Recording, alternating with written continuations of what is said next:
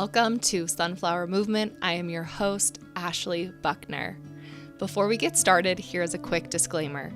This podcast is for education and entertainment purposes only. I am a licensed therapist, but unless you have a signed consent form with me, I am not your therapist. This platform is not a form of psychotherapy, counseling, or healthcare of any kind. Sunflowers bloom in the most unexpected places, and they adjust to remain connected to the sun. Metaphorically, I define these sunflower movements as experiences with people, places, and moments where we feel seen, heard, and believed. Thank you for tuning in. Everyone, welcome. I am so excited for today's guest. Her name is Dennie Schmidt. She is one of my dear friends. I've actually known Dennie since I moved back to Cedar City because I took her classes, her fitness classes, and now fast forward to where we're at now. We both teach at Bristlecone, and Dennie is actually currently in school to be a therapist, which is also exciting. We've connected about a lot of things over the years, and I just knew I wanted to have her on this podcast to talk and share a bit about her story and personal journey with you all. So, and she also has a sunflower tattoo, and I'm going to let her tell us about what that means for her. But Dennie, welcome. Hi, thank you for having me today. How are you feeling? I'm a little nervous, and I'm so excited too. I'm so excited to have you here, and I think it's absolutely okay to be nervous. It's kind of weird to just sit and talk, but I just want you to really envision that we're just sitting and talking. Perfect. I love to talk, but the record button is what gets me. That's fair. That's fair. Yeah. Can we actually start with you telling everyone about your sunflower tattoo? I absolutely can. Yeah. About 2.5 years ago, well, all my life I wanted tattoos. And I remember when the prophet came out, I don't know, early 2000s and said like no tattoos and then one piercing in each ear, you know, and I was like, dang it. I wish I would have got my tattoo before he came out with that. And anyway, so since stepping away from the church, I have gotten a few, but about 2.5 years ago, I wanted one on my forearm. I really liked the placement of the inside of the bicep. And I was like, what is something that really means something to me? And I had been noticing sunflowers for years as I'm also a realtor and showing homes. I like drive along the road and I see homes with these beautiful sunflowers. And one morning when I was kind of feeling a little bit, I despair, I remember looking over and there was the sun shining through the sunflowers and something hit me where I knew that the sunflowers, like they followed the sun up and over, and it's just that transition and following the sun. And I love sunshine. My middle name is Ray. And oh, wow. Yeah. And so I'm like, I just really want to be sun. I just love sun. I love sunshine. I love being in the sun. I love sunflowers and that they follow the sun. And so I was like, ooh, a sunflower on the inside of my bicep, perfect placement, perfect meaning. And then when you came out with the sunflower movement, I thought that was absolutely perfect. And I talked about like the movement, which I learned from Cheyenne, which is a mutual friend of ours. But I remember her saying that to me and I was like, wow, there's just so many metaphors that are coming up around that. And I love just that reminder too, that you have with you all the time. Yes. And interesting because I was probably getting my hair done by Cheyenne and we were probably talking about sunflowers, and that's probably who told me too. Wow. Isn't that such a connection? Chills. I love the interconnection of all of everything and just how divine it is. Okay, so you mentioned the prophet, which for those listening who do not know what that means, that is the leader of the LDS church, and Dennie was raised in the LDS church. Yes. Yes. And we are going to talk a little bit about that today. But I also really like to just point out that the whole point of my podcast is about storytelling and people showing up authentically and talking about their lived experiences and really offering that there's no one right way to live, and that we can talk and share and be open and curious and talk about what's been healing, what's been supportive, and all the things. So I just really want to lay that out too before we dive too much in. So yeah, Dennie, why don't you introduce yourself a little bit? Tell us about what you... like, how did you get to right here in this moment?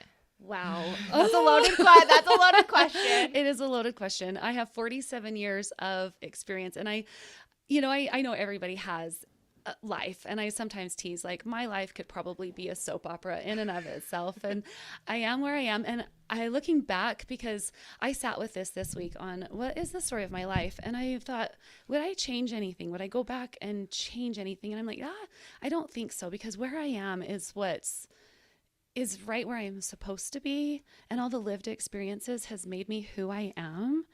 And I was born and raised in northern Utah. I'm from Layton. And, you know, some of my earliest memories, the childhood memories, you know, the glimpses that you have of your memories when you're like 3, 4, and it's just like glimpses. My mom and dad were sealed in the temple when I was about 4. There's a picture of me probably about 3 or 4 and my little sister about 1 or 2.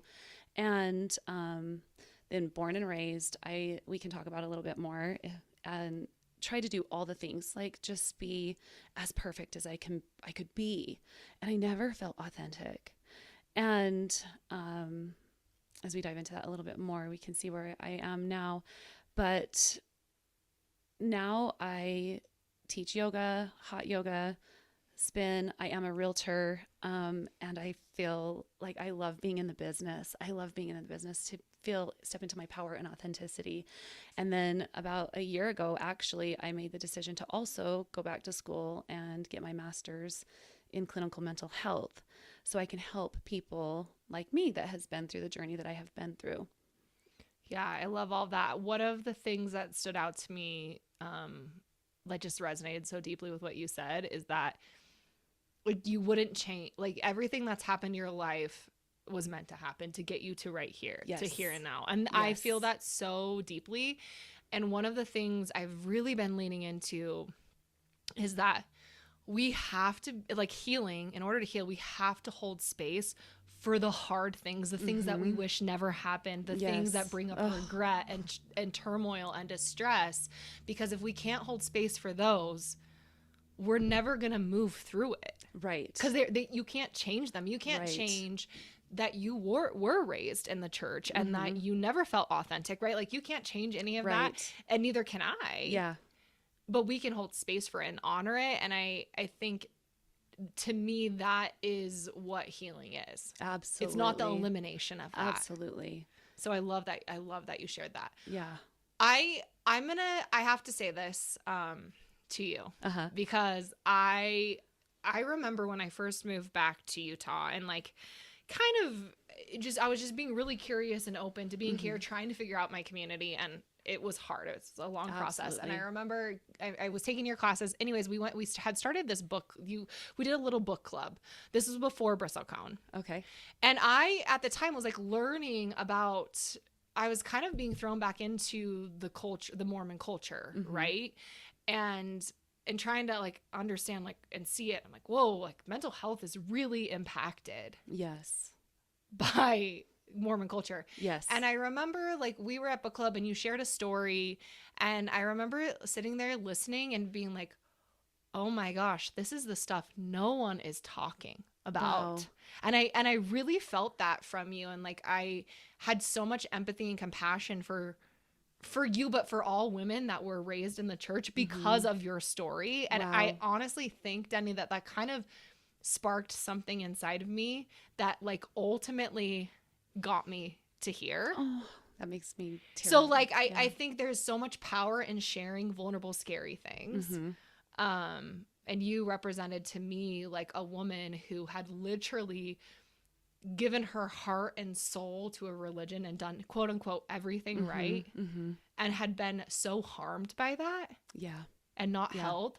Yeah. And so I just like really wanted to bring that up today. Thank you so much. Before we dive in, because I do think your story is super powerful, and I know there's a lot of hard parts to it too. Yes. So many hard parts. So, okay, your parents were sealed. Can you maybe like share a little bit about your childhood and what it was like growing up in northern Utah in the church? Yep. I am the oldest of 4 children, and the oldest granddaughter on both sides. And so I'm super, super close to my grandparents. Both of my grandpas have passed away, but my grandmas are still living.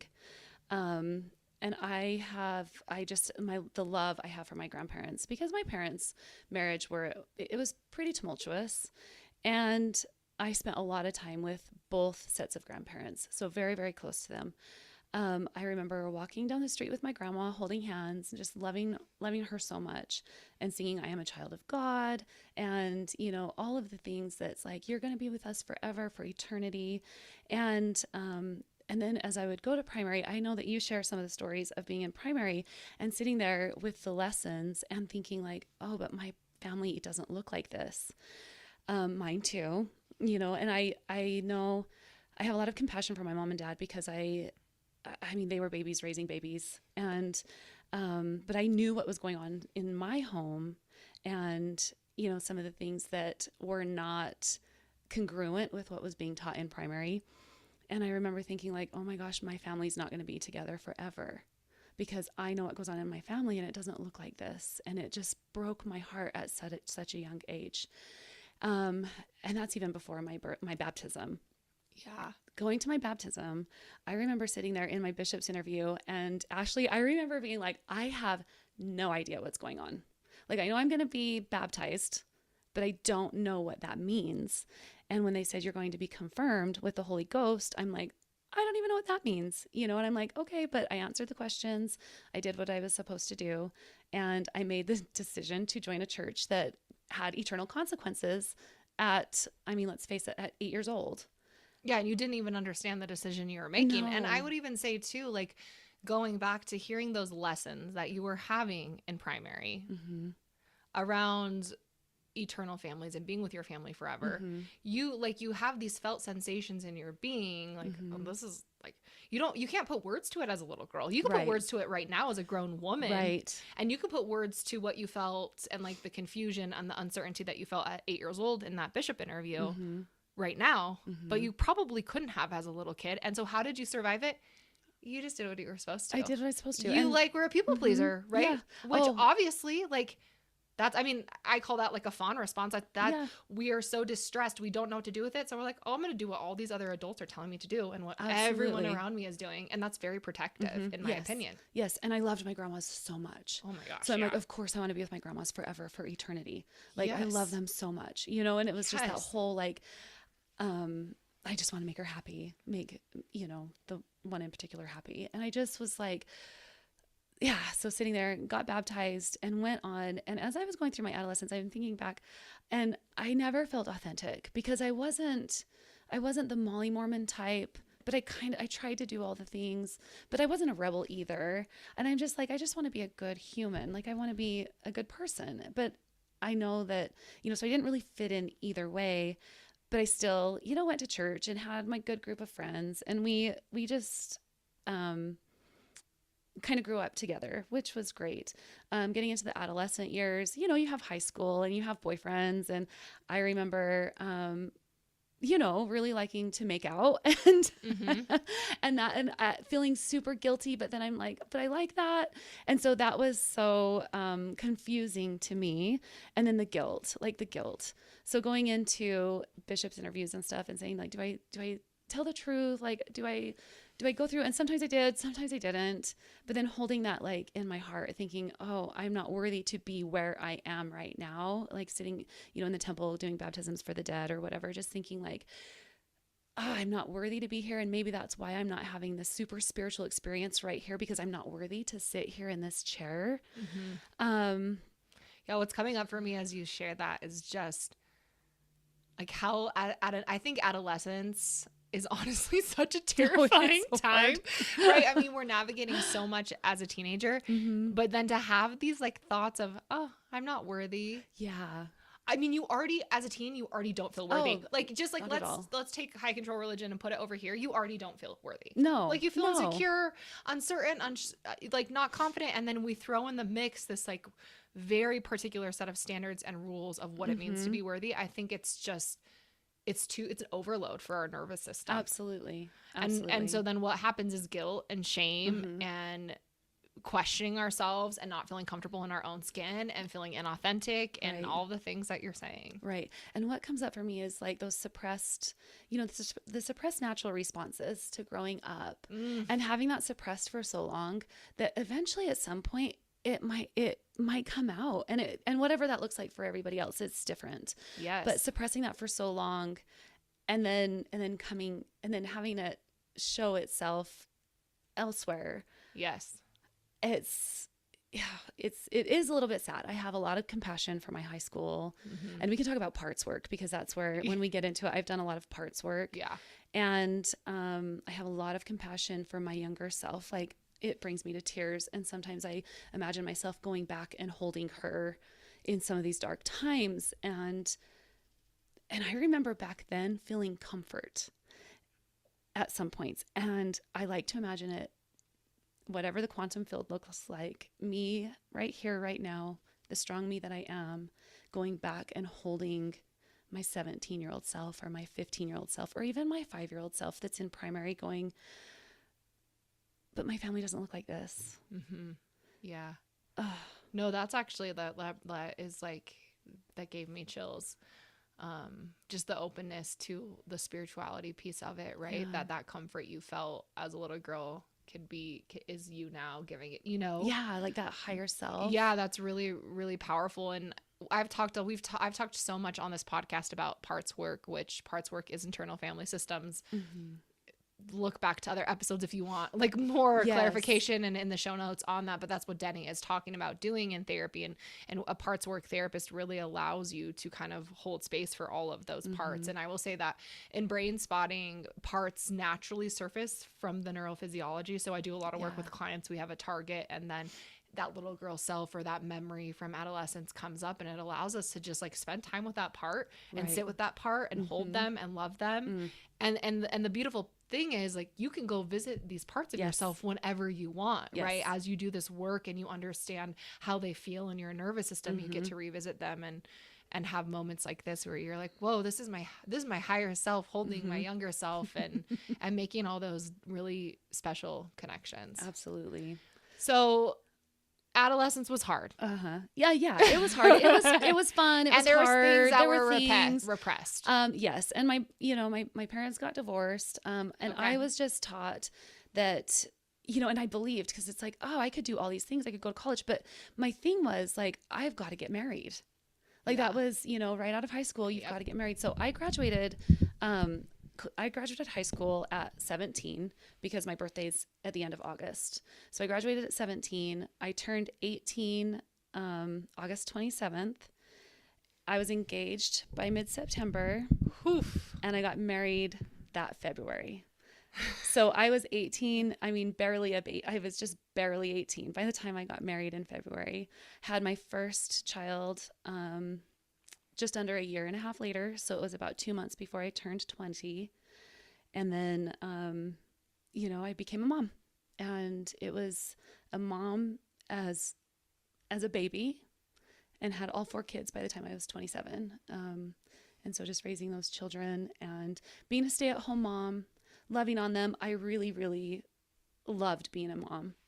Yes. Absolutely. And I do love being a mom. Yeah. I really, You're really still love a being a mom. mom. Yes. And you love being a mom. Yes, mm-hmm. Absolutely. And I just want to hold space for this because this is so much a part of the deconstruction grief process. And I even just think for women in general, like outside of high control religion, there's parts about being a mom that are really, really hard and strip you of your identity. Yes. And like your sense of self. And so I can only imagine, you were like 19 when you had your first baby? Yeah, like 2 months from turning 20. Yeah. And then had my second one about 2.5 years later. And then 2.5 years later, my third, and 2 years later, my fourth. Whew. So yeah. I mean, that's a lot to do before you're 30 years old. And now a lot of it before your frontal lobe is fully developed. Anyways. Yes. And now I have 3 beautiful grandchildren, and Ashley, like, that's like, she's a grandma, you guys, and she's hot. I love my grandbabies so much. And so I would never change anything. Yeah, absolutely. Totally. But there are a lot of things that I feel like I missed out on. I didn't have the college experience. I didn't have those learning experiences. I did not pursue a career from when I was younger because I did stay home with them, and I enjoyed the time that I have. And stay-at-home moms have such a hard job, and they don't get enough credit a lot of times for what they do. We had a lot of fun. I had so much fun with my kids. We really did. But I do feel like I missed out on, the college experience, finding a career, digging myself into a career, which at the point that I am now, I'm thinking, okay, I see everything come full circle. So I am grateful, so grateful to be where I am and the knowledge that I have. And I am starting my professions a little, I say professions because I do love being a realtor and becoming a counselor, starting them a little bit later in life, but I feel I'm grateful for the experiences that I have to be where I am, if that makes sense. No, so it's really interesting because obviously our journeys are polar opposites, and that's what I love about this. I didn't get married till I was almost 30 years old, and I went to college, and then I went straight to graduate school to become a therapist. Yes. Which that served its purpose. Yes. But I remember when I was in graduate school, and I remember my fellow classmates that were walking into graduate school with what I would say is your life experience. Yes. Like that this was their second or third career, and this was the decision that they chose, and there was a wealth of knowledge to them, right? Yes. Because they had so many lived experiences, and they can hold space. You can hold space for all these different things, where like me, baby therapist, no idea what it's like to be a parent. Yes. And I was very adverse to work with parents until I became a parent, so I think this is such a both and. Yes. But I love that you will get to bring that into your field, because you're walking in with so much experience and knowledge of the world. And isn't it great that there's both? Yes. All kinds. Like Yes. there's all kinds. So that's what's great about therapy is you can find who works for you and with you the best. You're exactly right. I wanted to ask, and what was coming up for me is, what were some of the hardest parts for you being a stay-at-home mom, and like, basically, and maybe it's like an intersection of getting married really young and having kids and just being thrown into that, and then also being a member of the church. Yeah. You're still a member, correct? So what were the hardest parts of that? Oh my goodness. Okay. So I think this part is I think the parts between me being 25 to 35 is probably the hardest to talk about. Watching my friends working and bringing home money, while living on a budget, on a budget. And, but I really did enjoy it. I did make the decision to go back and get a bachelor's degree in teaching. So at that time we were living in Idaho, and I would drive down to Utah State University, and I got my degree in, secondary education in social studies composite, thinking, okay, I'll just be a teacher. This will be a great job to be a mom. And so I would send my two oldest off to school, take my two youngest to daycare, go and get my degree, and with a mix of doing it online as well. So it was really hard. It was pretty tumultuous, like very hard to balance that. And then having that relationship with my first husband, as we were, like I have a lot of compassion with my mom and dad. I have a lot of compassion for us. We were babies. Yeah. I was thinking that you had said your parents were babies raising babies. And I was thinking the exact same thing about you and your, former partner, that you guys were babies raising babies. Babies raising babies. And here's what's funny, to go back to, the generations and the generational trauma. I always know how old my mom is, and I know how old my grandma is, because we are all 19 to 20 years apart. So it's like young babies having babies, right? Wow. And so I can do that and go back in the time. My mom had me before she turned 20, so she was 19. My grandma was one that got married at 15, had a baby at 16 or 17, and then had my mom at like 19, I think. And so it's that generational, like young babies having babies. Yeah, no, and you paint the example of what generational patterns look like. Yeah. Right. And they're hard to see sometimes. It is. So early 30s, I don't know how to get into this. We both kind of had what you'd call kind of like a midlife crisis. I was holding 5 church callings all at the same time. We're going, visiting, teaching, of course. I was in the Young Women's. I was camp director as well. And I was on the activities committee. And I can't remember there was something in the Relief Society, and I can't remember what it was. But 5 church callings. I was teaching group fitness. I have been teaching group fitness since I was 18. I loved it. And that was part of my out. Like I would take my kids to the daycare. I'd have an hour and a half where I either taught or exercised. I'm so glad I had that, because that somatic movement, which I didn't know there was a word to that until just recently. I'm like, okay, somatic movement, to just move through all the things and to deal with that. Right. Yeah. I would go teach and you know, and that was just refreshing, but I caught a lot of slack for that. Like, you know, she's vain or she's selfish. And I'm like, this is just the time that I need for myself. Yeah. And the socialization my kids got at daycare, like they really, you know, for an hour and a half, they could go and play with these children. And I saw it was good for them. Right. I would go and wear one of the things is the fear instilled when you think about the church, like the fear instilled in you. And I wore my garments. I never really loved my garments because I thought they were uncomfortable. I am a highly sensitive person as far as like textures and feel. And I had a hard time with them, but I was so afraid of like not wearing them. So I would wear them to the gym and I would change. I would teach my class or exercise and I would put them back on and I would pick up my kids and then I would leave because Ashley, I was afraid to drive without them on because Dennie. Yeah. I thought I was going to get in a wreck and die if I didn't have them on because they were my protection. They were my shield. I mean, and I think too, right? The doctrine says that to an extent, right? And I think this is offering an example of how everybody interprets it and internalizes it in a different way. And what are the pre-existing conditions that we have that maybe make us more inclined to be really, really fearful? Right. It's a powerful example. Yeah. Cause I was like, okay, you can take them off for procreation, sanitation, and recreation. Right. And I am a sweater and I'm like, okay, so to exercise, I've always worn shorts because to wear pants, if you know me now, even in the winter, I never wear leggings. Yeah. And so I would always wear shorts because I could move freely.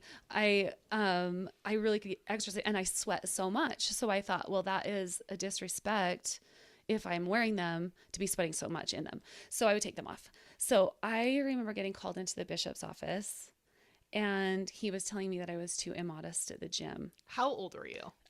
This was probably about 30 years old. So I had my 4 children. So a man is telling a 30-year-old woman, a mom of 4, that what she is wearing to the gym is inappropriate. Who was super tired, who held 5 church callings.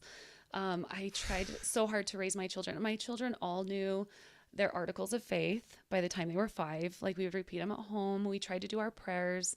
And I remember even when we would do our prayers, I'm like, oh, we're not doing enough. Like that was my whole thing. I was never doing enough, you know, because you're supposed to pray in the morning. And I'm like, oh, but the mornings are hectic. And I forget to pray sometimes before I head them out the door. Like, anyway, so him calling me into the office it felt like him calling me into his office felt like a huge slap in my face because it was back in the probably about 2007-ish, and Under Armour had come out with like the thick strapped like racerback tanks and then their running shorts, you know, that weren't very short, but they were not down to my knees.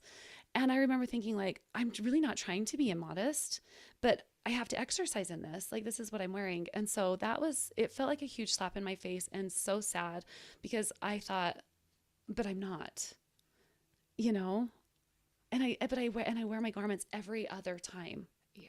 Just such an abuse of power, in my opinion. And just like the whole idea that in the culture, it's okay to tell a woman this. Yes. And so went about, and then my first husband, he traveled a lot. He was gone for like 8 or 9 days and then home for 6 or 7. And I was balancing all of this, 4 kids, school, church callings, teaching, and just trying to do all the things. And Ashley, I was exhausted. Yeah. How could you not be? Yeah. And, you know, so we grew apart. So I was really tired and, you know, we grew apart and we both started, you know, having lives kind of separate from our marriage. And we moved down here to Cedar City, on our way to Las Vegas, and we ended up staying here.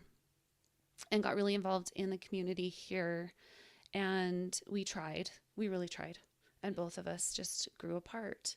And, we didn't really know how to cope with each other, to communicate. And there were a lot of hurtful things that were done and said. Yeah. On both parts. Yeah. And, we finally made this decision, to divorce. And, it was hard. It was like, I felt like my heart was ripped out. My eternal family was ripped out,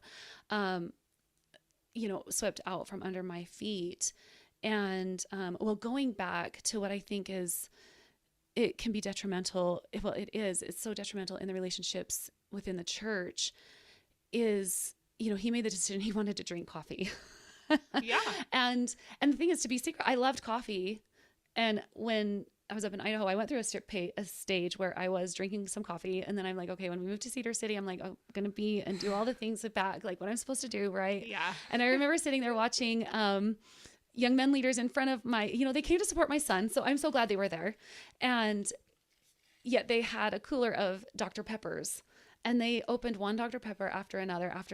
And I'm like, but I just want a coffee. Like, why is it okay for the Dr. Pepper? And I want a coffee, but I abstained.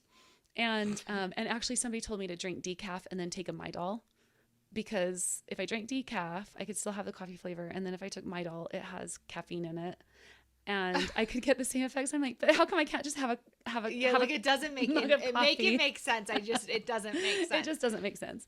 And so anyway, I remember walking through the store. So my first husband decided he wanted to start drinking coffee, and that was like, it hit me in the gut, because I was like, oh my gosh. So we went to Walmart, and I remember he put that in the shopping cart, and I remember walking through like, I hope nobody sees us because we have coffee in our cart. And anyway, that was a backstory for that. One thing that's coming up for me that I want to ask, I talked with this a few episodes back with another therapist, but how when you are married in the church, and I think in a lot of religions, but let's just talk about Mormonism specifically. Yes. It's not just you and your partner. It's not just you and your husband. Right. There's this like thing that's always in the middle, which is God, religion, right? Which is also following all the rules so that you can be together forever, and almost like constantly keeping each other in check all the time. Yes. And then there's also this culture of secrecy, because he probably didn't want you to know, you didn't want him to know. And so it's never just you and your partner. It's never. And that's the thing. It's like, and if you see them going and doing something that it doesn't abide by the rules, like inside you're thinking like, well, doesn't our eternal life matter to you? And then it's like, he doesn't love me because our eternal life doesn't matter. What about our kids? All because you want to drink coffee. Like, I know. I mean, and obviously you can see it right so clearly for what it is right now.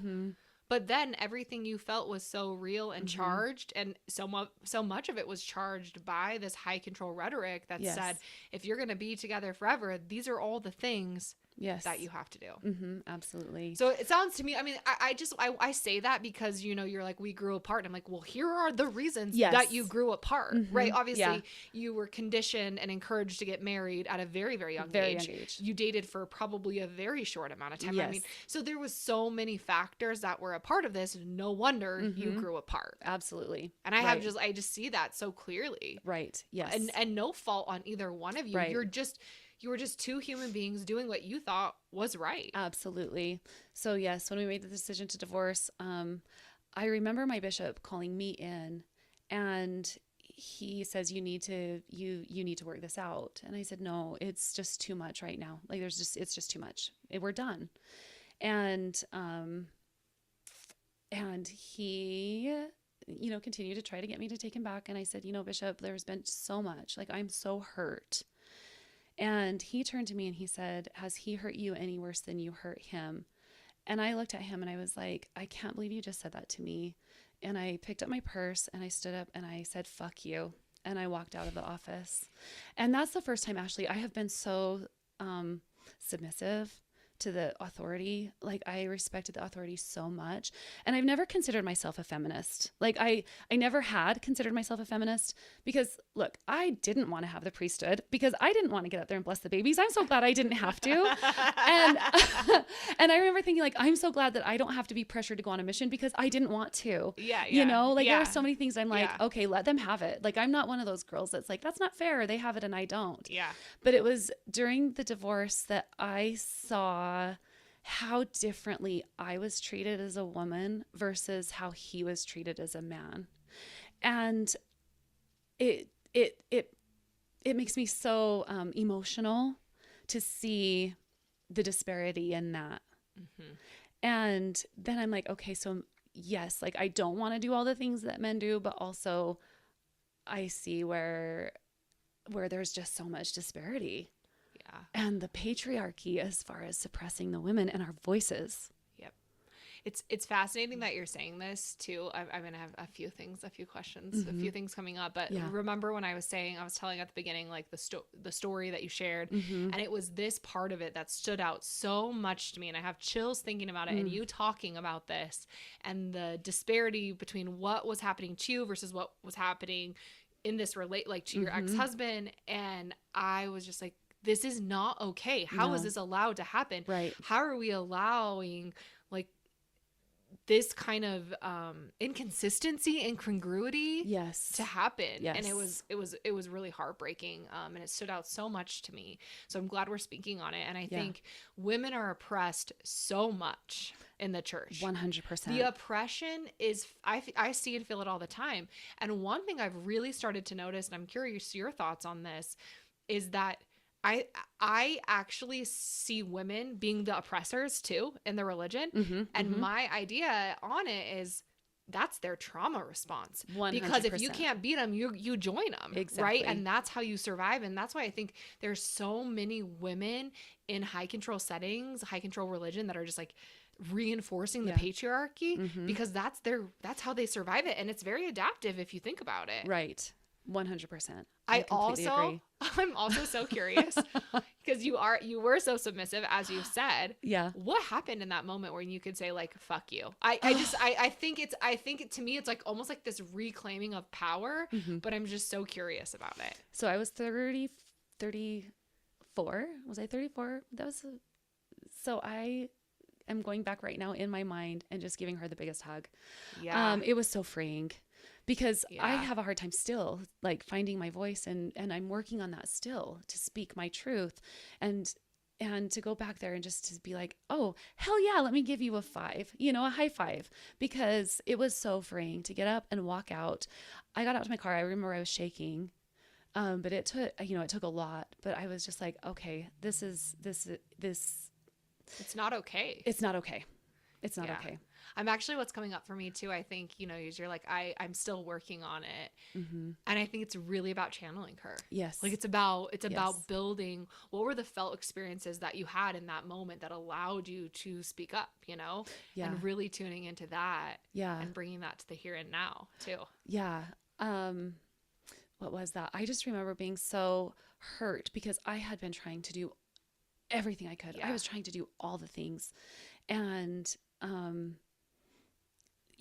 like I said, I was exhausted. I was like trying to live this perfect life. And I am like, I feel like I had fought for so long to be worthy. And that's the biggest thing, is finding that worthiness. And then who am I at my core? And sitting there in that chair at that moment. And he said that to me. And I realized like, he is just a man. Yeah. I realize that. Yeah. And we can talk about that too, is, the hours that it takes to become a counselor and then to be put into this role with no experience as maybe a business owner or, a manager of some store or something, to be counseling people with trauma. And high levels of trauma. High levels of trauma. And it's, so I give some grace for that. But to be able to stand up and say that, I was just like, I'm not going to take this anymore. I am not going to take this anymore. I don't know what my future looks like. And it is scary. Like, it's so scary. I didn't have a a job. I mean, I personal trained and I taught classes and stuff, but I was like, what am I going to do? Yeah. And then to have, and what's coming up for me and why a bishop is not, and the support and the counseling that the church provides in a bishop space is not trauma informed, is that is the last thing you needed to hear in that moment. You needed 100%. like support of like, okay, here are the next things that you can do so that you are financially okay to take care of your kids, and how can I support you? What do you need? How can I be there for you? And that's not what happened, because they're far more entangled and worried about the spiritual consequences. Right. And that to me is not trauma informed. And to everyone that's listening that is not a part of the LDS church and does not know, I think it's really important to say this, and I don't even think it's taboo. Bishops are leaders in the LDS church, and they can be anyone. They have no training, they have no background, there's no education on it. They just have to be quote unquote worthy priesthood holders in order to be called into this position, right? And members are encouraged to go to them to receive counsel, right? Whereas we're talking about becoming a therapist. So the short version of becoming a therapist is 2 years of graduate school. Then after you graduate, you have to have supervised hours. So I got licensed in California. It was 3,000. I think that's similar here in Utah. 3,000 supervised hours before you're even able to take an exam. Yeah. And we have to take 2 in Utah. There's 2 exams that you have to take. I had to take 2 after you get all of your hours. And then you have to pay all this money. You have to have a background check. Oh, and then after you get your license, you continue your education to renew your license every 2 years. And that includes background checks and all of the things, right? Yeah. And that's how you work with the human condition. Yes. And in a high control religion like Mormonism, here you go. Yes. Go talk to your bishop. That could be a plumber, or could be a doctor, or could be a civil engineer, or who could be a therapist, maybe if you're lucky. If you're lucky. But it's there's no checks and balances. Right. And so much harm, which is exactly what you're talking about, happens in those spaces. It does. And that's not what you needed. Yes. No. So I'm curious, was this like, what happened with the church after that? I basically never went back, unless it was something that, if my children were speaking or, but I never went back. What happened? I picked up coffee again. But what's funny is I remember like walking into the gym with a coffee in my hand. And I remember looking around at making sure that no one in my ward was there, so they didn't see me with this in my hand. And I was like, oh, I look back, and again, I have so much compassion for her. Yeah. Because, the fear of walking in with just something as simple as a cup of coffee in your hand, or walking in the grocery store with maybe shorts that are a little bit shorter, and you run into somebody that and they look at you like, she's not wearing her garments right now. And I do have to say, Cedar City has changed a lot. It has. Since then. This was 2014. And Cedar City has changed a lot. And I do attribute Bristlecone, where we both teach. I attribute a lot of that to the community that we have built there. Yes. And the healing space that is. Yeah. And Bristlecone is just this place where you get to show up exactly how you are. Doesn't matter who you are, what you are, what you do, what you wear, how you want to be, you're welcome. And I think that is healing. Yes, exactly. That is true belonging. Yep. So I stepped away, and it was hard. It was dark. I didn't quite know where I was going from there. Luckily, I had a few good friends, like a few great friends that were, Dennie, let's go hiking and let's talk about this. Let's experience the world. And so moving forward on my healing path and finding who I was, for a long time, I was just busy. I was a busy single mom. I this is funny. I decided to get a job at Starbucks. So I became a barista. I'm like, I love coffee. Let me study coffee and be able to make a cappuccino or a latte. And I personal trained, and I taught classes on top of trying to be there for my children. So I kept myself busy. I'm not going to lie. I probably disassociated from life for a little while. Fair response. Yep. For quite a few years. And then I was able to take a step back and take a deep breath and really think, like, how can I heal from this. So there's a lot of grounding work. I love to go outside and I love to sit in the sunshine. I love to go up the canyon into the river and just sit there and be at peace and just listen. I have a daily routine in the morning where I write 10 gratitudes, and I try to do different gratitudes every day. So, you're like looking for things, looking for gratitude. And then I take 11 minutes and 11 seconds. So 11, meditation, and just tuning inward, because, to tune inward, I was never taught to trust myself. I doubted myself a lot. I doubted myself because I always was looking to authority to what to do. So I do have a hard time critical thinking and listening to my intuition.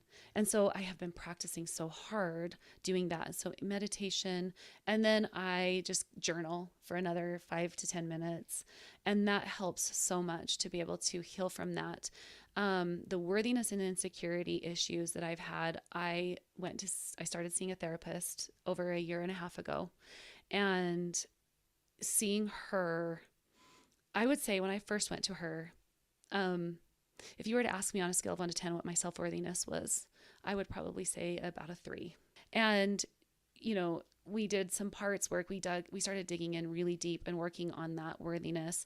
And I have days where my worthiness is not quite a 9 or a 10, because we just are human, right? Yeah. But I will say it's a heck of a lot higher than a 3. Yeah, and that's really profound. So profound.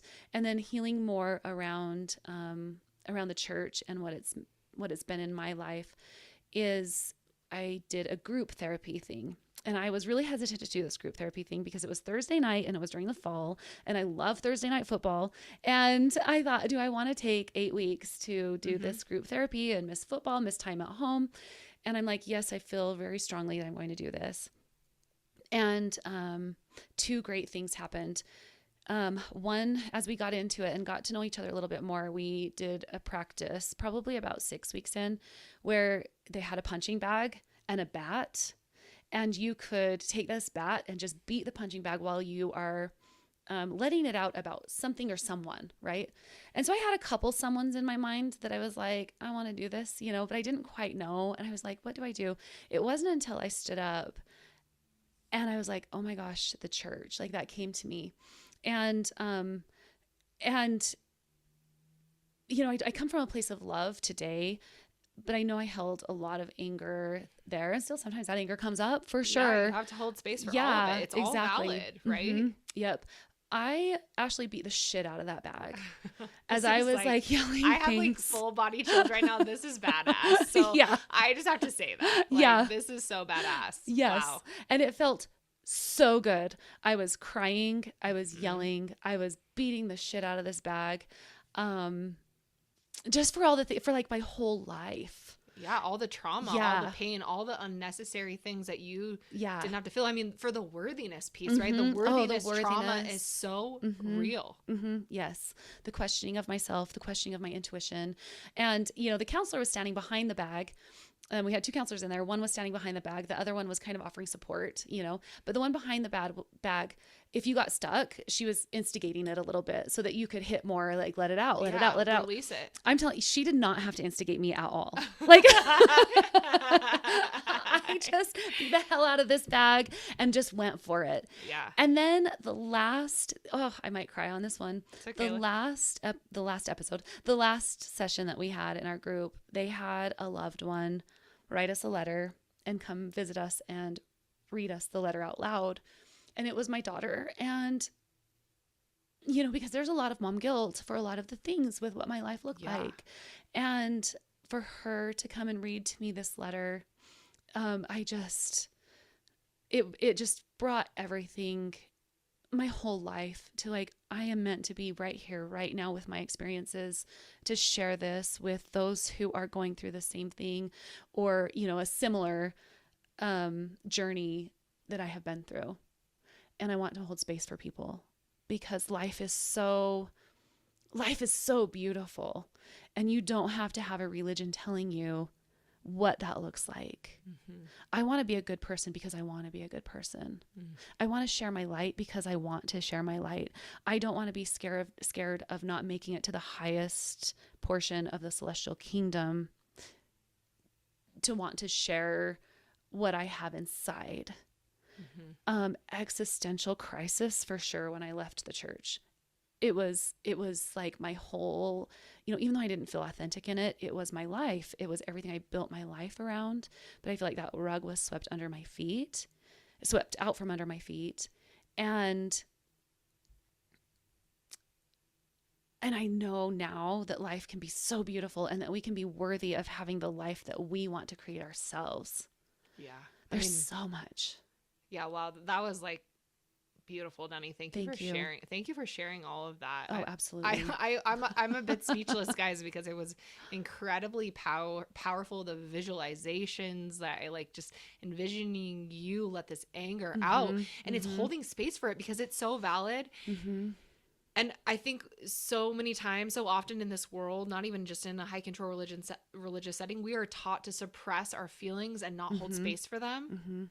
But they are necessary. Like that anger is necessary, not because you need to be taking it out on anyone, but it's information. It's how you set boundaries. It's how you make choices. It's how you're like, no, I'm not. It's how you said, fuck you to that bishop, right? To walk out and to never come back again. Like I think it's so important to hold space for it in a way and let it out. Absolutely. In a safe, controlled container. Yeah. And what a powerful example for that.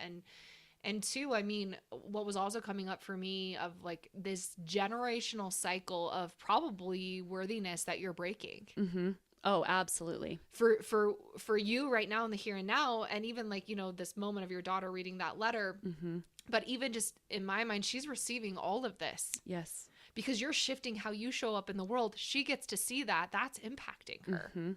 Absolutely. I think also, I just really want to speak on that. I think the worthiness trauma that comes from this type of religious rhetoric really seeps into our being. Yeah.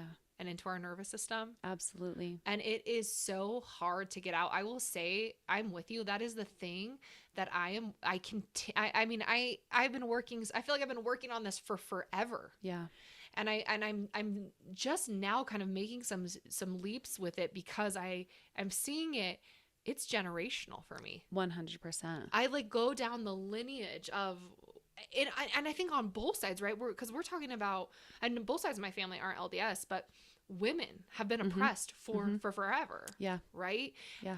But then we're going to talk about oppression under a microscope in Mormonism, and just the inherent like worthiness, we're not good enough. Right.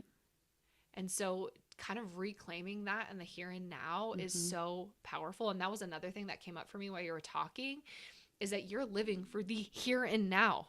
You're not living for this conditional afterlife that no one really knows anything about. Right. And to me, that's what is making life so beautiful and meaningful for you. It is so much. Yeah. And one thing that when you're talking, what brings up for me is my grandpa passed away a couple of years ago. And my grandma was in this dark place. I mean, for a long time, the death of a loved one, she's been with him since she was 15. And about 6 months after he passed, she finally was able to see a grief therapist. And after she saw it, I was talking to her, Grandma, how are you doing? And she goes, well, it was really good. She goes, I've realized I need to start having some more hobbies for myself and doing things for myself. And my grandma has wrapped her life with the church, my grandpa, and her family. She's a grandma, a wife, and a member of the church. And she said she was talking to this grief therapist, and the grief therapist said to her, Nadine, who are you? And here's my grandma at 84 years old. And she's like, I don't know. And hearing that with my grandma, I was like, oh my gosh, Grandma, you are so much. You are so much. You are so powerful. You are so beautiful. You are so talented and so worthy. And, in the church, it brings her happiness. Her family brings her happiness, but she's even so much more than that. Like her soul. I mean, I'm so grateful for her and everything that she's been in my life. And I hope she knows how wonderful and how special she is. Yeah. I think too, and this has like been really powerful for me in my own healing, like because you get to know that in yourself. And I think there is a layer of maybe some parts work too that can come into it. Or, I mean, in working with the nervous system and brain spotting, and I know it just depends on people's spirituality, but I've had incredible sessions where I have these visualizations with my lineage. And I actually had one. That's what's so crazy is my therapy session on Monday. If you're listening, you're going to think I was on drugs, but I wasn't. I was just brain spotting in my own nervous system. But I had this visual, and it kind of represents so much of what we were talking about I've always been worthy. Like it's always been innately in me, in all of us, but it's been tainted by our life experiences. It's been tainted from what generationally came before me. So how do I tap into it? But I had this visual, and I'm like this like warrior woman, like standing in this field, and it's on fire. I love it. And I like look, and my mom is next to me, and then my grandma is next to me, and then my great grandma's next to me, and then like even on the other side, my other grandma, and it's like both my grandmas are who they are. They're probably, and probably your grandma, they're maybe not going to know it, but I know it. And because I know it, it's almost like they know it too. And I feel that, and that might sound really woo woo, but it's true. Like I know my grandma's okay because I'm okay, because I've said it ends with me. Yes. I'm not going to pass on this worthiness bullshit anymore. And that's what I'm hearing from you. And it's almost like, in you telling the story about your grandma, it's like, she gets to be okay too. Yes, absolutely. Even if she never is able to vocalize it. Yeah. Oh, that's so beautiful. Yeah. That gives me chills. Thank you for sharing. Yeah, powerful. Wow, that is so powerful. So powerful. I've been tapping into it so much because this is generational. Yes. And part of the only way I'm going to reclaim my own worthiness is by healing the traumas that came before me. Right. And that's a hard thing to hold space for. That's a hard container to hold space for, because it's not just ours. Right. But I also want to say on this, and I talk about this a lot with clients, that's why certain things can feel more difficult in the here and now. So maybe you haven't had a ton of trauma in your life, but if generationally it exists, it can present as very complex trauma. Absolutely. It's in our DNA. It is in our DNA. Yeah, absolutely. And that it brings me the thought that I'm contemplating my next tattoo. Yeah, I am too. And I'm like, I want like half a butterfly, like a half butterfly, because butterflies come from this caterpillar stage, and then they go through the cocoon and they turn into mushy mess, and then they open up into this beautiful butterfly, and then half goddess. Like goddess energy, like half butterfly, half goddess. And so whatever that looks like, I'm not quite sure yet, but I'm just kind of like contemplating like where I want this, what I want it.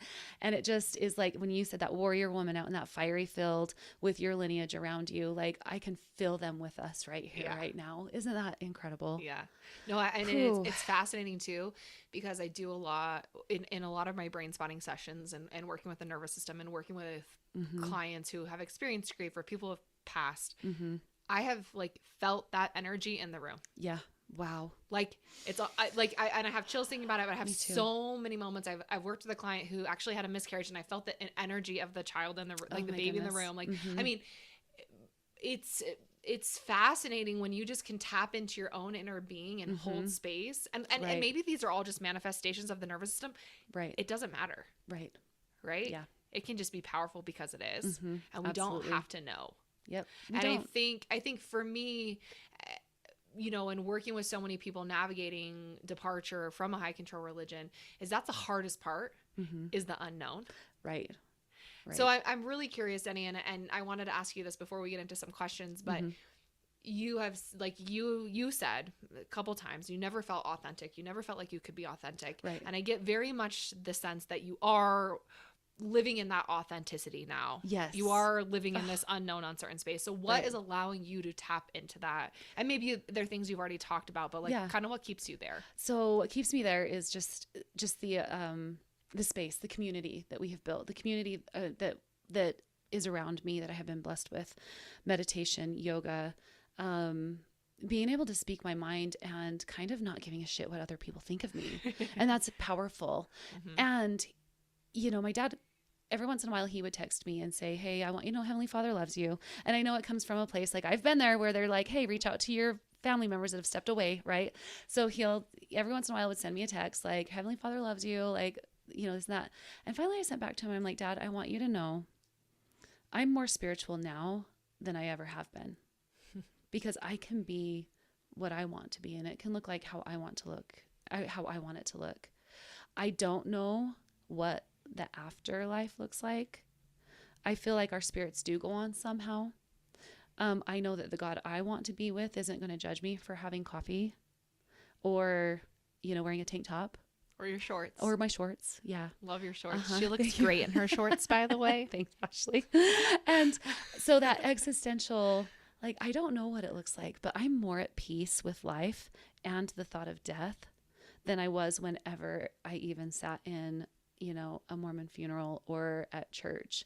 I am way more at peace with that because I know everything's going to be okay some way, somehow.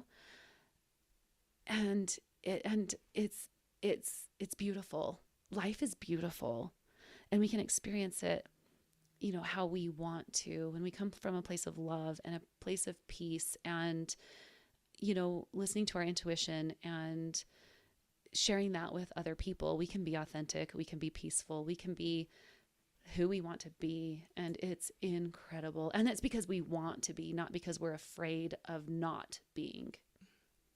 I feel all of that to my core. And I think what I think about a lot when you're talking is that when we're a part of certain spaces, it's like there's this huge polarization, this very much like all or nothing. And I see that within high control religion, but I also see that within myself in terms of my own dysregulation or my own trauma, this very much like one way or the other way. And what I've discovered is it's right here in the middle. It's the uncertainty, it's the unknown, it's the nuance, it's my ability to be like, I don't know, and I'm going to be curious and open to that. That makes me spiritual. Yes.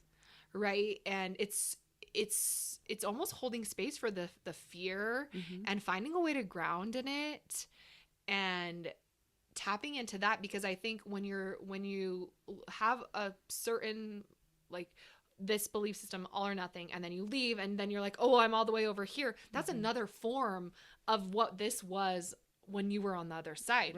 Right. And I do think we have to kind of swing back and forth. And I would say, and I'm even talking about this in regards to just how I show up in the world, how I have shown up in the world as a human being. And I don't think I fully understood what the middle ground was within religion, with outside of religion, until I started doing my own nervous system work and feeling more regulated. Right. And like, this is where I want to be. Yeah. And that's what gives me spirituality far more than being told to pray, to do X, Y, and Z, to not drink coffee. I mean, whatever it is, to wear certain clothing. Right. No, but like, what do I want? What do I want? Yeah. What does that look like for me? What does self-trust look like? What does worthiness look like? What is my body trying to tell me? Yep. Like, that's huge. And what I have discovered is that's so scary. So scary and so beautiful. Yeah. I mean, like, that's why we swing to one. We're over here or we're over here, because what's happening in the middle is terrifying to hold space for. Right. Yeah. But also, I think where the magic happens. I think so too. Absolutely. So, okay. How do you feel about jumping into some questions? Yeah, let's do it. Absolutely. Okay. Yeah, I'm excited. Such a powerful story. I feel like we could talk for hours. I'll bring you back, Dennie. Okay. I know I have so much to say. Okay, so one of the parts of Sunflower Movement is I get submissions from the audience and take time to answer them and dive into them. No right or wrong. We just kind of hold space for it. Right. Okay. I kind of pulled these from, just for people listening, I pulled them. Sorry, can't get my words out, from like faith deconstruction questions that people have, just because I knew that you, Dennie, had deconstructed your faith, and I think you offer so much insight to healing and what to do after. So I really wanted to kind of dive into some of these. First submission. I was raised in the church, and now at 37, I've decided it doesn't feel right. So much of my religious spiritual practices are so directly tied to Mormonism that I don't know how to disconnect the two. I want to believe in a higher power, but I don't know what that looks like if it isn't the Mormon God. How do you recommend people approach rediscovering, redefining their beliefs? It's so funny because I feel like we just kind of answered this question. We did. I don't know if you have anything you would add to that. What comes up for me is, first of all, congratulations on listening to yourself and listening to what's coming up for you. Curiosity and what works for you, and just listening to that, exploring whatever feels right, just exploring, maybe reading some books on different things and different philosophers maybe, or, to me, I don't know what it looks like, but I think about like trusting the universe. I just trust the universe. And so when I pray or when I meditate, I'm like universe or higher power or higher being. And I'm okay with not knowing what that looks like right now. But just kind of exploring what feels good and what feels right, and listening to your body, listening to your mind, listening to your soul. Sometimes I do a meditation where I tune into my physical body, and then I pull in my mental body, my spiritual body, my emotional body, and even my ego. And I try to like bring them together and see what's going on. How do you feel? And, tuning in and just exploring, I guess, curiosity, just tuning in and exploring what feels good and what feels right, what brings you peace, and whatever that looks like. Yeah. I also would add being okay, being uncomfortable. Yeah. And it's, as Dennie was talking, I was thinking about this thing that she does that actually, I was like, I don't want to do this. And so Dennie grounds, she talks about grounding. Oh. She grounds all the time. She takes her shoes off and like puts it in the dirt, in the water. Mm-hmm. And I remember we were on this retreat and it was cold and we'd done this hike, and she's like, okay, everyone take off your shoes and you have to put your feet in the dirt. And I'm in my head, I'm like, ew, no, I don't want like to feel the dirt on my feet. And I'm giggling right now because there is power in getting uncomfortable and figuring out and I'm going to be really straight up in that moment. That was not my thing. Like I was like, nope, I'm not going to do this again, which is actually, I think, powerful. Like we almost have to give ourselves permission to try it. But what's so funny, Dennie, is this summer, I am a grounding girly. Yes. And I found it in my own way, right? Yeah. I don't like you were talking about how you're like kind of sensitive to like certain textures. My thing is I don't like feeling like there's dirt on my I don't like feeling things on my feet. It weirds me out. I don't know, whatever. I could brain spot it, I guess. But this summer, I just kind of knew I would feel, I mean, there's a lot that happened for me this summer, as you know, and I would feel really drained and like I needed a release. Yeah. So I would take my shoes off and I would go outside to my hot cement and just put my feet on it. Yes.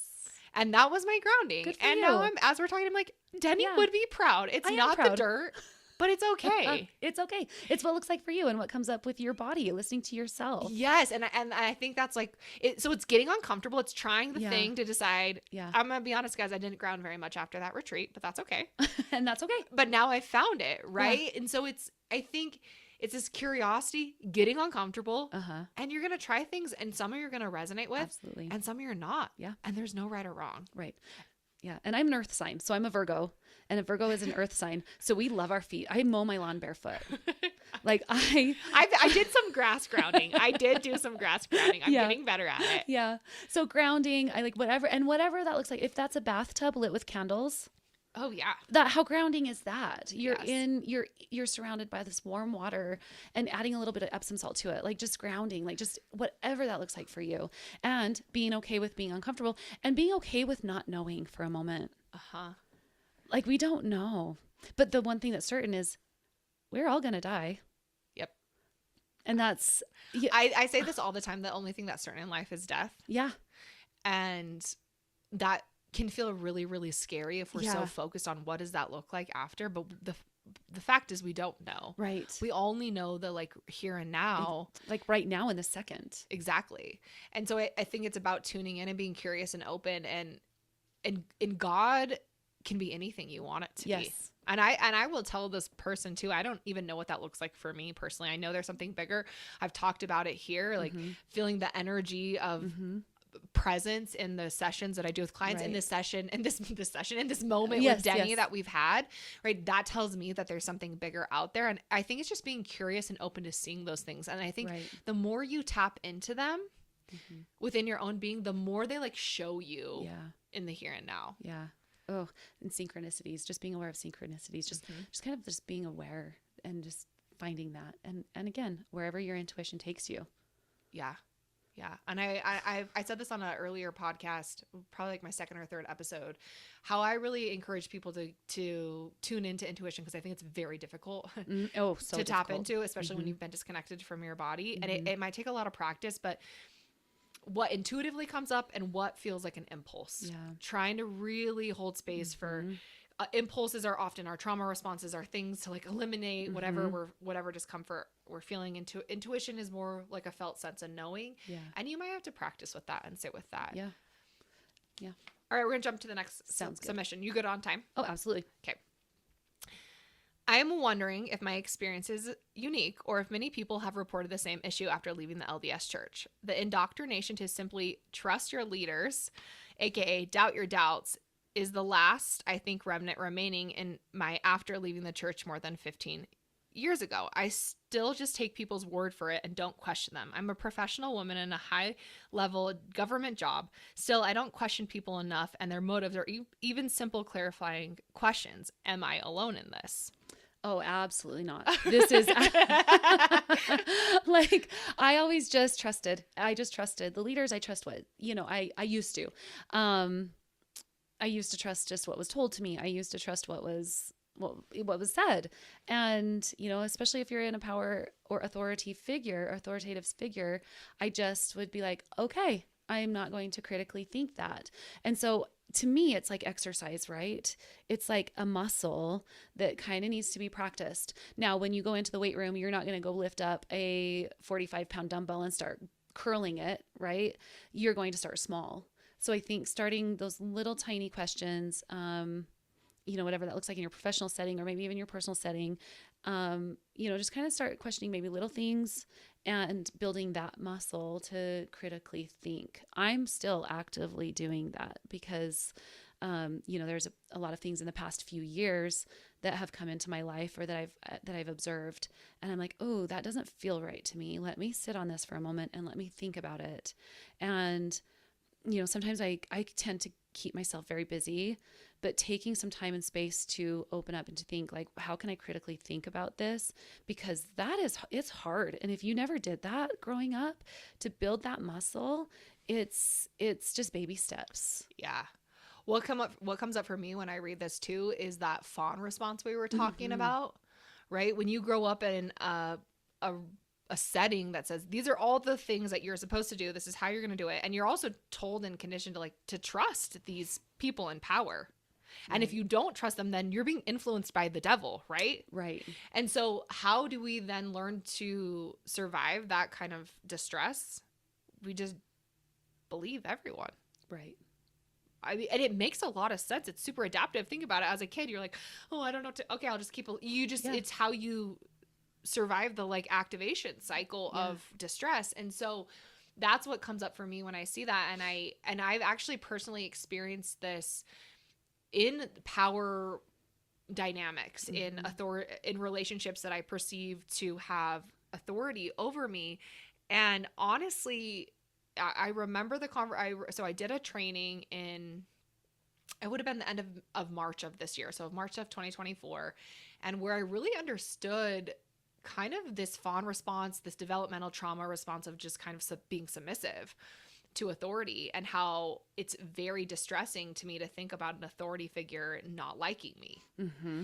And I have a supervisor that I meet with every couple of months for brain spotting, and I've been meeting with him since I did my brain spotting training. Mm-hmm. I've done brain spotting sessions with him. I mean, like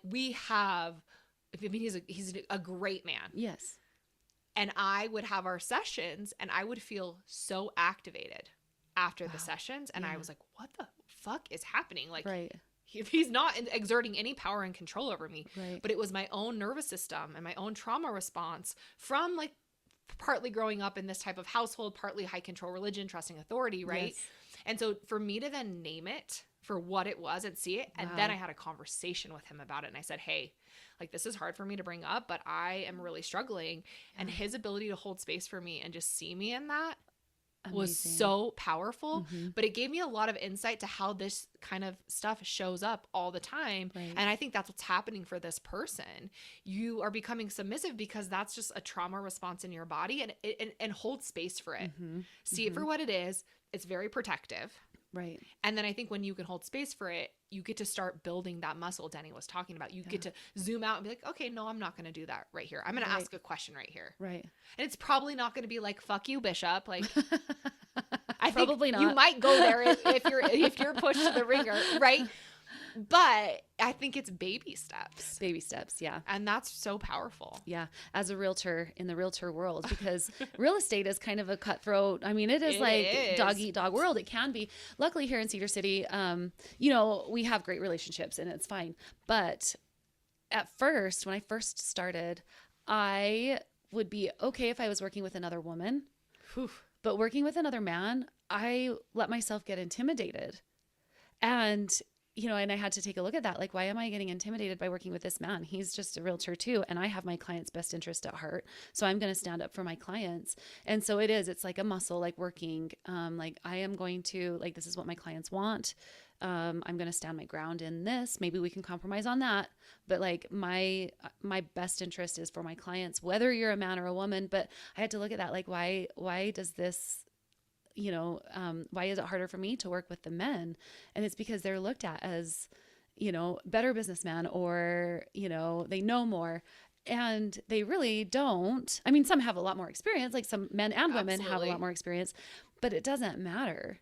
No. Like, I am a professional and I trust myself and I know my business and I know what's best for my clients. And so I am going to ask for whatever it is my clients want, or stand my ground if my clients want that.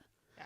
And if we can come to terms with that and negotiate, that would be great. But, just because you're a man, I'm not going to let you walk all over me. Yeah.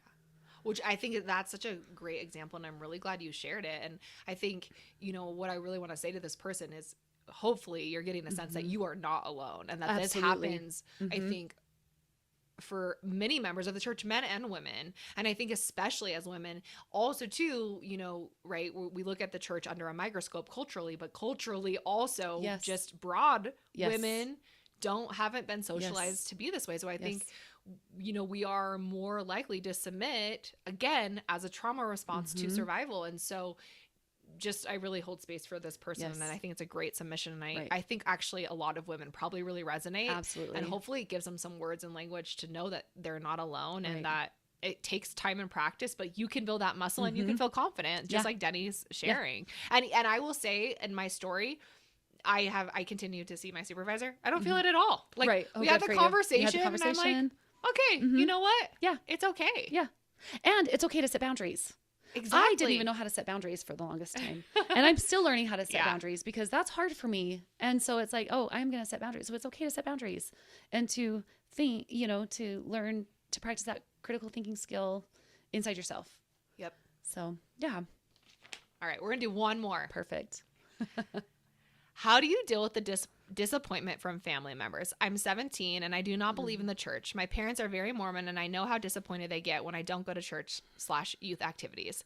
Beyond that, both grandparents are expecting me to get married in the church so they can hang my picture on the wall. Only those with temple weddings get their picture hung up on the wall. Oof. Everyone expects me to be a perfect little Mormon girl, and it's so frustrating, and I feel resentment towards them. What's your advice? Oh, my heart to that 17-year-old. Because like I said, I graduated, met my first husband before I even turned 18, 17 years old. And I mean, kudos for you for recognizing this in yourself. Just first and foremost, like, kudos to recognizing that, to be able to voice what is going on inside of you. Because I think if I would have been questioning it, I wouldn't have even been able to put the words to what was going on in my mind. Right. And I don't know what the family dynamics look like, but if you can hold a respectful conversation, on both ends, respectful with your parents, to let them know that this isn't coming from a place of wanting to rebel, right? Like, I'm not trying to rebel, but like, this is how I'm feeling. This is what's coming up for me in the church. Can you respect my decision and my feelings in this? My heart hurts for the tradition in the family to only put up those who got married in the temple on the wall, because was, why is that more honored than the other? Yeah. And, I and I guess that's the traditions and the beliefs, and probably the very it sounds like firmly held beliefs from the parents and grandparents. Mm-hmm. And so, I see that point, like with my grandparents, I hid my tattoos for a long time because I knew my grandma would be scared that I wasn't going to be in heaven with her. And, I knew that her firmly held belief that I wasn't going to be worthy to be with her forever. I know that would hurt her because she strongly believes that. So, wow. Yeah, it's a heavy question. And I think what's coming up for me too is, and what I'm sitting with right now in this moment is like, this person is 17 years old in the here and now. Yeah. I mean, Dennie, you opened up a lot about, your younger teenage self. I know my younger teenage self. And I think what's really hard to sit with right now is that this is still happening. Yeah. And this is exactly why I am holding the space in which I'm holding and having these conversations, because this 17-year-old maybe feels alone. And I just want to see you in that and let you know you're not alone. Yes. And I think if today's conversation is a testament of anything, it is that it's possible to heal and be okay. Yeah. And you have wisdom and you're able to see things that I definitely didn't see at 17. And I don't think Dennie saw at 17. And I don't think there is an answer. I think my advice, I don't give a lot of advice, even though that's what people think therapists are. I just invite you to hold space for you.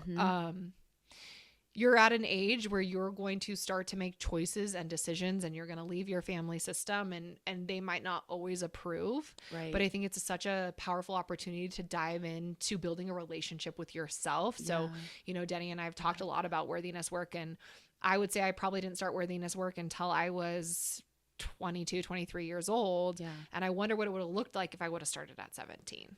Right. And I think Dennie could probably say the same, right? And here we are. I'm 36 still doing worthiness work. So it never really ends. I don't think healing to me is a journey. I don't know if we're ever healed. And I don't like to use the word healed because I just don't really, unless you have like a scratch and it heals, we're constantly evolving. And I just really invite you to get to know you. Yeah. And your parents might not understand it, and your grandparents might not understand it. And that's hard and scary. And I get that. And I also know they don't have to understand you in order for you to be okay. Yeah. I want to take this person and just give them a big, hold them. I want to be like, you're going to be okay. And I just want a big hug because my heart goes out to them right now. Yeah. Yeah. It's a hard space to be. Yeah. And we see you, and and I really just, you're seeing things very clearly, and to trust that and to be curious and open. Yeah. And if you can find one or two people that can be there to support, because community is huge, and finding that support in that way. Yeah. Thank you for writing in and sharing. Yeah. Thank you to everyone for submitting. I always ask this, Dennie, before we end. Is there any final thoughts or anything you want to share before we wrap up today? I know we've covered a lot of ground. We have covered a lot. I mean, and there's so much more to dive into. I didn't even touch on religious scrupulosity. So it's like we could go. I just thank you so much for holding the space for those of us who are in, on their journey. It's such a beautiful space to know that we're not alone, and to know that we have this to help support us on our journey. Yeah. I just want to say thank you, Dennie. I think you talked about, thank you for sharing your story. I know it's very vulnerable, and I just appreciate your authenticity. And you embody a lot of hope for me. Thank you. Right. That we can dive in and start healing and be curious and open and discover, it's almost like it's funny when you were talking and you were saying that like life is so beautiful. I was like, oh, this is like exactly how I feel. And this is what Sunflower Movement is. There is so much more out there. And I really think you represent that. So I thank you. Thank you. I appreciate it. Yeah. Thank you so much. Thank you everyone for tuning in today. It was just such a special conversation. I hope you learned and felt as much as I did. Until next time.